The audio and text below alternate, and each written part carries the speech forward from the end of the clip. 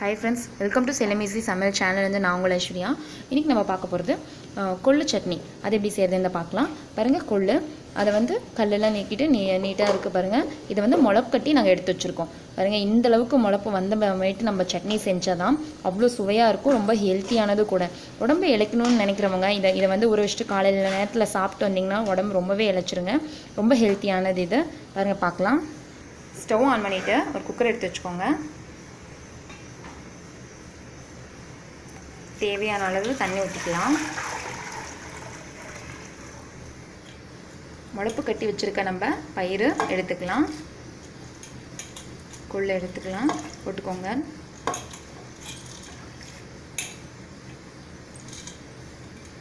தேவையான அளவு மஞ்சள்தூள் போட்டுக்கோங்க.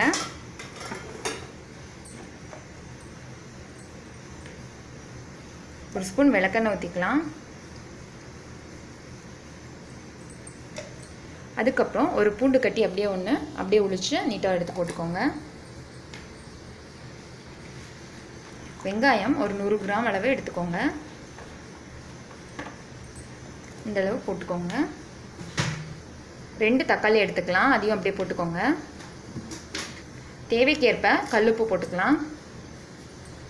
ஃப்ரெண்ட்ஸ், இப்போ நம்ம குக்கர் மூடி வச்சிடலாம். ஒரு 4 விசில் விட்டு இறக்கிக்கோங்க. அதுக்கப்புறம் ஃப்ரெண்ட்ஸ் 4 விசில் விட்டாச்சு. எடுத்துக்கலாம்.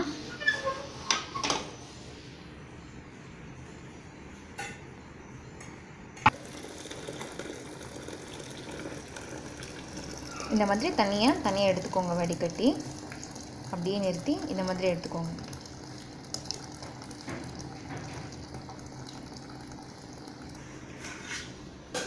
கொள்ளு துவையலுக்கு தாளிக்க நம்மளுக்கு தேவையான பொருட்கள் சிறிதளவு கொத்தமல்லி, கொஞ்சமாக சீரகம், வடகம், அதுக்கப்புறம் கருவேப்பிலை.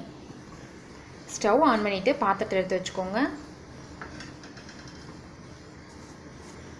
தேவையான அளவு நம்ம எண்ணெய் ஊற்றிக்கலாம். எண்ணெய் நல்லா காஞ்சதுமே நம்ம கடுகு சேர்த்திக்கலாம்.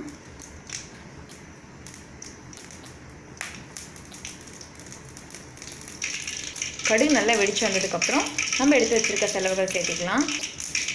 வடகம், கொத்தமல்லி, சீரகம், கருவேப்பிலை.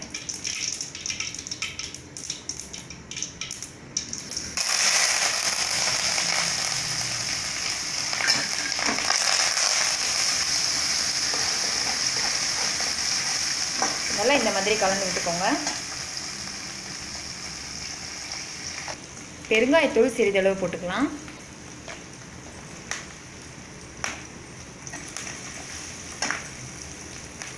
வரமிளகாய் காரத்துக்கு ஏற்ப.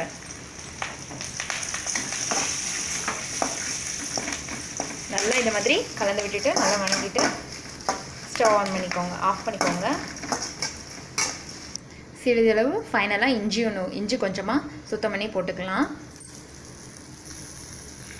அவ்வளோதாங்க. இதை வந்து நல்லா ஆறுனதுக்கப்புறம் மிக்சியில் போட்டு நல்லா நைஸாக அரைச்சிக்கோங்க. இல்லை நீங்கள் உரலில் கூட போட்டு நல்லா அரைச்சிக்கலாம். ரொம்ப நல்லது, ஹெல்த்தியானது. உரலில் செஞ்சால் இன்னும் டேஸ்ட்டாக இருக்கும். நீங்கள் உப்பு பத்தலைன்னா போட்டு பார்த்துட்டு நீங்கள் செஞ்சுக்கோங்க. ஃப்ரெண்ட்ஸ் பாருங்கள், ரெடி ஆகிடுச்சு நம்மளுடைய கொள்ளு துவையல். இந்த அளவுக்கு நீங்கள் ஆட்டிக்கோங்க. பாருங்கள், நாங்கள் உரலில் ஆட்டியிருக்கோம். ரொம்பவும் ஹெல்த்தியானது. வந்து நீங்கள் மிக்சியில் ஆட்டினீங்கன்னா ரொம்ப நைஸாக வந்துடும். உரலில் ஆட்டினா தான் ரொம்ப நல்லாயிருக்கும். பாருங்கள், இந்த அளவுக்கு ஆட்டி எடுத்துக்கோங்க.